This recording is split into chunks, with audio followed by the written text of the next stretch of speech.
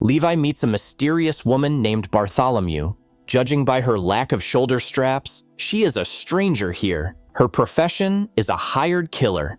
After Levi's psychiatrist has discharged him from the service because of his complete loss of meaning in life, Bartholomew offers him a new contract. Dresa returns home to visit her mother's grave and to see her sick father. She tells him about her last assignment and gives him a commemorative shell casing.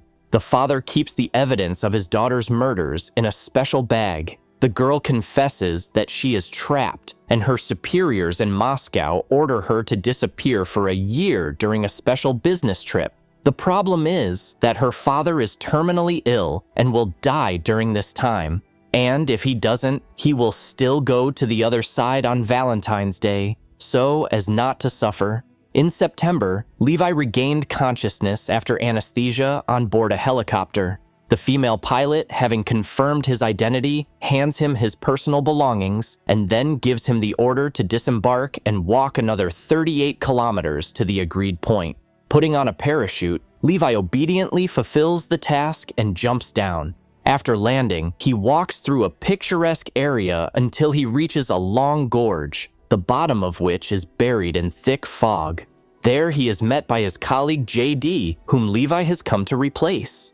JD brings him up to speed. The western and eastern sides of the gorge are controlled by autonomous observation posts equipped with generators and solar panels, owned by Western and Eastern European countries. Only one person is on duty at each post. Any contact between observers is prohibited. There is a small vegetable garden nearby, and there is a lot of game in the forest. The main task of the observer is to walk around the territory every day, monitor the integrity of the perimeter, check the operation of automatic machine gun turrets, replace suspended mines, and repair the fence in case someone from the gorge tries to break through. The only authorized communication session is held once a month. Antennas are installed around the perimeter to send false signals to satellites, making the gorge invisible from above. JD also warns that in the event of a security system failure or perimeter breach, a special protocol is activated from below and the air shield system is activated. In this case, you have to run as far away from here as possible. Most of the equipment here is from the 40s. After the Second World War, the West and the USSR entered into a secret agreement, which even the presidents do not know about, to protect the exit from the gorge from the so-called empty people. No one knows who they are, but when 3 cavalry battalions were sent into the gorge after the war to clear it, none of them returned. JD assumes that the entrance to the real hell is hidden below. The next morning, after seeing JD off, Levi begins to settle in a little. He doesn't know that his predecessor, having reached the evacuation point, gets a bullet in the forehead instead of a well-deserved rest and salary. This is immediately reported to Bartholomew. October arrives. Levi faithfully performs his routine duties all month long, patrolling the area, checking the gorge's defense system, inspecting the fence, counting mines, checking the turret's ammunition, and going on the only monthly communication session. Bored, he reads books from the meager library. Behind a bookcase, he finds favorite quotes left by previous observers written on the wall. One day, curiosity gets the better of him, and Levi looks through his binoculars to the other side of the gorge. There, he notices a beautiful girl. Dresa, sensing in her heart that someone is looking at her, turns around. But without the optics, she cannot see what is happening across the street. At night, during a thunderstorm, Levi experiences an attack of post-traumatic stress disorder. He jumps up suddenly, accidentally knocks over a glass of water and injures his leg. While treating the wound, he notices that the lights are on in the tower across the street. His colleague is also awake. November arrives. Celebrating her birthday, Dresa goes overboard with cake and champagne, and then, feeling a lack of communication, decides to attract Levi's attention from across the gorge. She fires a shot in the air and writes a question on a piece of paper. After reading it through binoculars, Levi replies that contact is forbidden, but still succumbs to the provocation and offers to drink potato moonshine to her health. The festive conversation continues.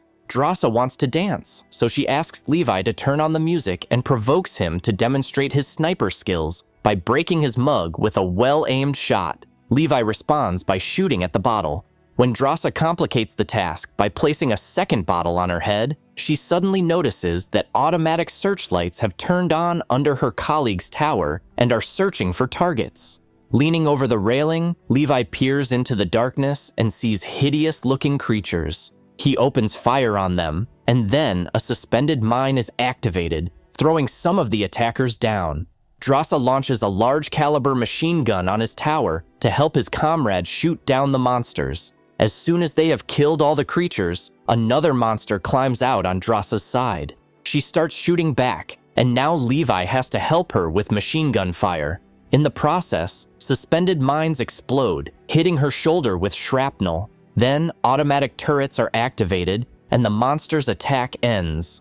While Drasa treats her wound, Levi covers her with his rifle. The girl thanks him, saying that it was her best birthday ever. The next day, while cleaning up the aftermath of the night's attack, Levi and Drasa, who are covering each other, see a drone fly out of the fog below. It hovers in the air and then rapidly disappears in an unknown direction. In December, Levi decorates a tree near the tower with spare light bulbs, wishing his colleague a Merry Christmas. They continue to communicate throughout the month, playing chess and building snowmen. This goes on until February 14th. Drasa is sad, realizing that her father is dying at home at this time. She writes to Levi that she would like him to be with her. This request leads Levi to interesting thoughts, which leads to a burst of creativity. He takes a grenade launcher shell, unscrews the warhead from it, and unwinds a spool of rope in the yard. He secures one end to himself and attaches the other to the shell, which he fires toward the eastern tower. Drasa is shocked by this creative solution and ties the rope stretched over the gorge. Levi, having written an invitation to dinner, prepares for the date by shaving and gathering a modest bouquet of wildflowers. Catching hold of the rope, he accelerates and slides over the precipice. However, he fails to calculate his inertia and ends up hanging in the middle. Undaunted, he does what he has become accustomed to over the months of loneliness. He helps himself with his hands. Soon, the colleagues meet face to face. Drasa has prepared a pie, but first, she makes her guests take a shower and change into the clothes left by the previous observers. Then they have dinner, discussing their parents, work, and the past. The evening ends with dancing, which smoothly turns into something more interesting. Later, Levi admits that he writes poetry and even composed one for Drasa, but flatly refuses to read it. In the morning, the guy is going to return to his side to make it to the monthly communication session. However, during the transportation, it turns out that they missed another attack. The monsters are already climbing the wall to the tower. They hit a mine, and a fragment breaks the cable. Levi falls into the fog, barely managing to activate the parachute. Without thinking twice, Drasa grabs her parachute and jumps after Levi. Flying through the yellow fog, she falls into a raging river, losing her rope climbing equipment. Levi wakes up hanging upside down in a tree, his parachute caught in the branches. He is attacked by a mutant caterpillar, which he barely manages to unhook from, and falls down into a sticky liquid. But what is much scarier is that it is part of a hungry, predatory organism that slowly closes its jaws. The monster almost grabbed Levi when Drasa appeared, and by shooting off the monster's teeth, she helped the boy get out of the trap. They walk through the fog-covered forest to the eastern wall of the gorge to climb up the rope. But on the way, they are attacked by horsemen with sabers. Luckily, the bullets do a great job on the creatures. While reloading, Drasa realizes that she has lost the mechanism without which they will not overcome 500 meters of wall, so they will have to look for a natural way out of the gorge. Looking at the attackers, Levi realizes that they are people from the same combat battalions, which means that they have been here for almost 80 years. The pair continues their journey through the eerie forest, which seems to consist of skeletons frozen in agony. Soon, they come to some old military base where the flags of Great Britain, the USSR, and the United States are visible. The asphalt underfoot is cracked with deep sinkholes, suggesting an ancient earthquake. Entering the church, they see the remains of dead people in the pews. As the couple examines the building, they are attacked by spiders that have grown from human skulls. Then, empty people burst through the door, those who have completely lost their human form. Realizing that the situation is becoming critical, the observers blow up the wall and escape through the gap.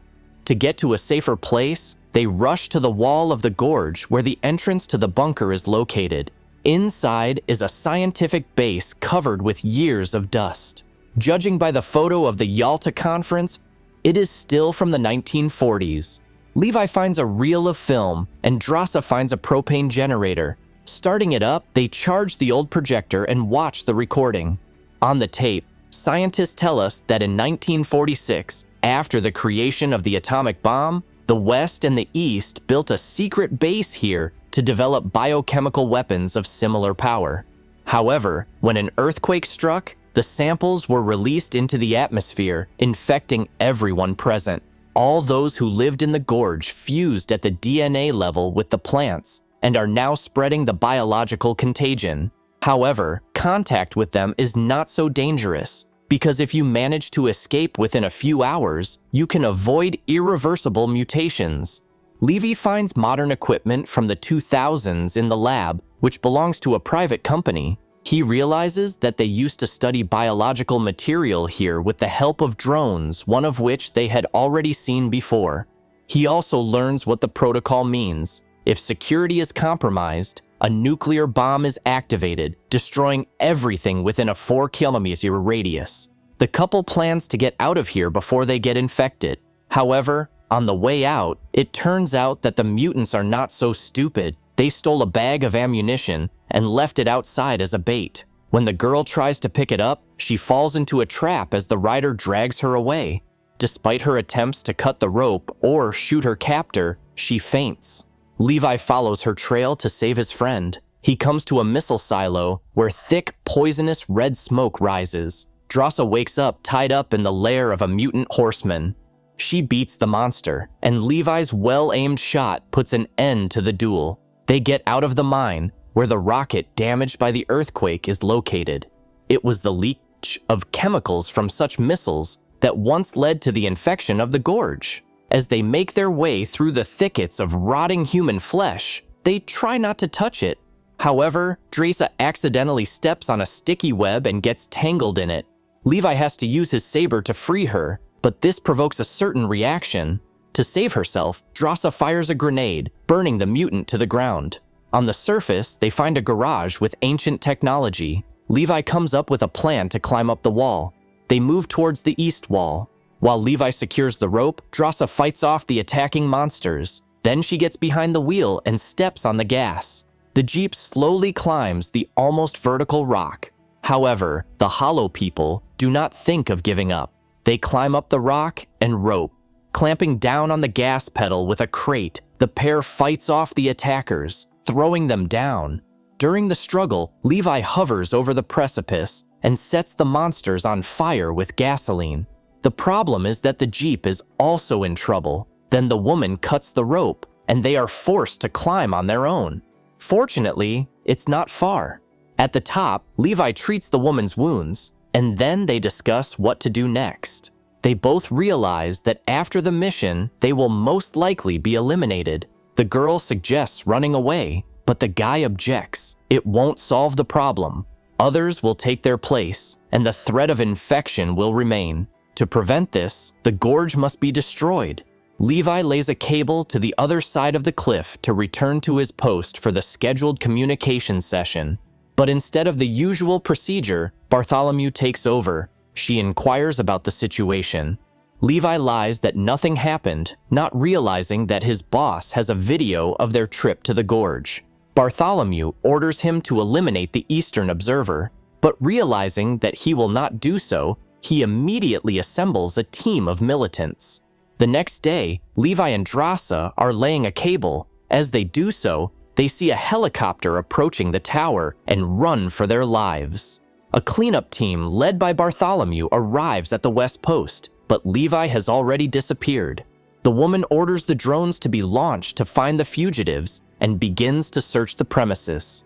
Meanwhile, snipers run through the mountains and drones with machine guns chase them.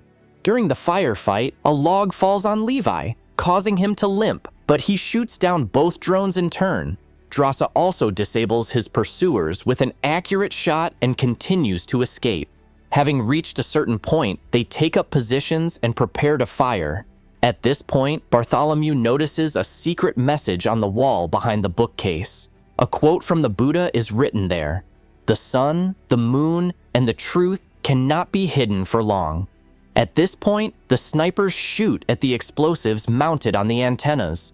A cord pulled in advance triggers a chain reaction. The pair drops their rifles and runs away as the antennas explode one by one, rendering the gorge invisible to satellites.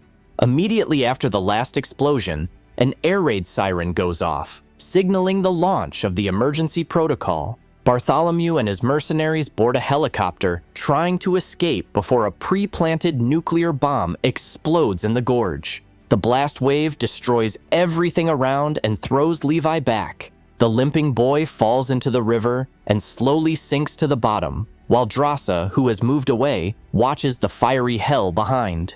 Later, she waits for her lover in a cave nearby, holding the envelope he gave her in case she doesn't make it out in time. Without waiting for the boyfriend, the girl leaves for France. There, she continues to hope that he will come. But when all hopes disappear, she opens the farewell letter at sunset, as she was told to do. Inside, she finds poems that Levi had written before they met in April. Drasa takes a job as a waitress, trying to forget about her war past. One day, while serving another order, she notices Levi sitting at the next table, alive and well. The guy apologizes for being late for the meeting. The happy couple kisses against the seascape. Thank you for being with us. Subscribe to the channel like us, and be sure to click on the bell to stay up to date with our new videos.